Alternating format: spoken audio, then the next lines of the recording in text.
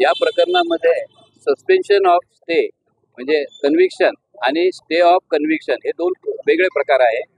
Suspension मध्ये तो निलंबित होतो, पण त्याच्यानी फक्त ती शिक्षा कायमच राहते. स्टे मिळाला म्हणजे याचं मंत्रिपद कायम राहील. आता मागच्या वेळेस आशुतोष त्यांच्या पत्नीने जो अर्ज केला त्याला म्हणजे लोकल स्टँडी नाही, पण लोकल स्टँडी रिप्रेझेंटेशन ऍक्ट 8 प्रमाणे, त्याच्याप्रमाणे कॉन्स्टिट्यूशनच्या 19 प्रमाणे आणि पीपल्स ऍक्ट प्रमाणे आहे.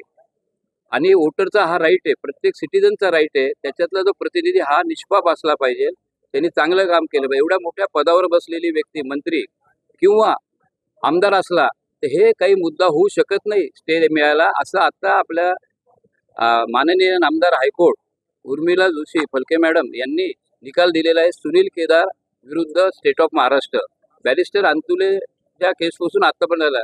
तसंच आपल्या नाशिकचे मान्यवर नाना घोलप यांना अजून स्टे मिळाला नाही, त्यामुळे त्यांना 3 इलेक्शन लढता आले नाही. तर यांना असं जर स्टे मिळाला, यांना 30 दिवसाच्या आत जर स्टे मिळाला गेला तर त्यांचं मंत्रिपद राहील.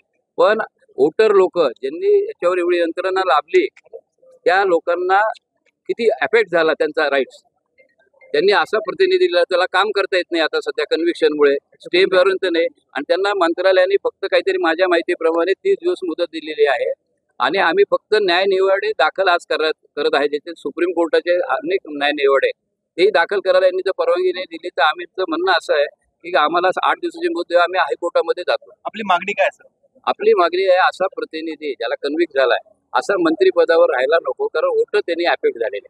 आपण संजय दत्तच्या याची सुप्रीम कोर्टाचे जे आहे सुनील केदारचं आहे सगळं आता लेटेस्ट संदर्भ सुनील केदार वर्सेस हे अंतुले बसून की स्टे कन्व्हिक्शनला देऊ नये, सस्पेंड करता येतो. हे दोन्ही बाबी वेगळ्या आहे, समजून घ्या. आणि त्याचं चांगलं इंटरप्रिटेशन सुनील केदार मध्ये केलेलं आहे. त्यात असं म्हटलेलं आहे जरी तो आमदार असला महामंत्री असला तरी त्याच्या ही काही मुद्दा त्याला स्टेसाठी होऊ शकत नाही. This is not a special circumstances to grant the stay.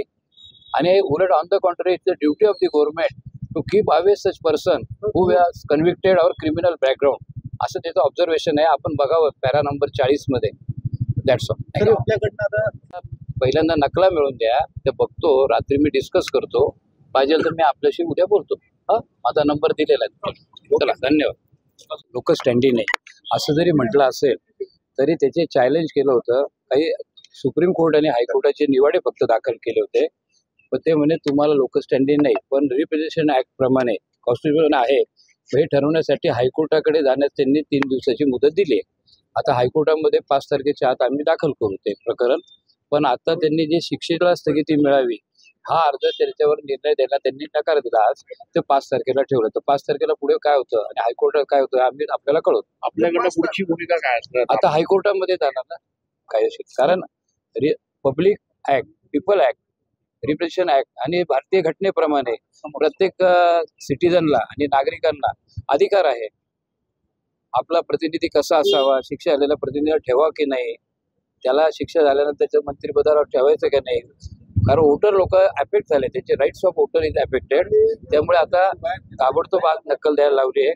आज संध्याकाळी आमचे लोक प्रोसीड होतील मुंबईला, उद्या किंवा परवापर्यंत दाखवलं.